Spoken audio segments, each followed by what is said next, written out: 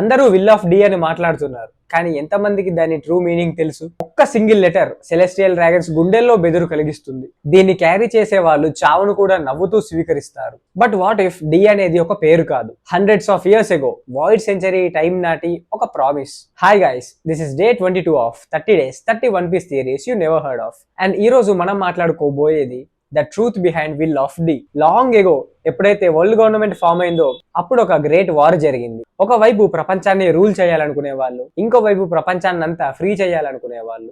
Freedom కోసం fight చేసే వాళ్ళందరూ ఒక సింబల్ ని క్యారీ చేశారు, అదే ద లెటర్ డి. డి అంటే డిస్ట్రక్షన్ కాదు, ఇట్ స్టాండ్స్ ఫర్ డాన్.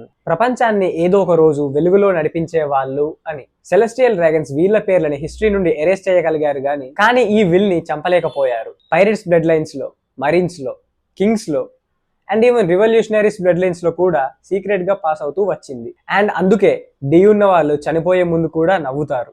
వాళ్ళు భయపడరు, ఎందుకంటే వాళ్ళకి తెలుసు వాళ్ళ రియల్ పర్పస్ సర్వైవ్ అవడం కాదు, వాళ్ళ యాన్సెస్టర్స్ చేసిన ప్రామిస్ ని కంటిన్యూ చేయడం.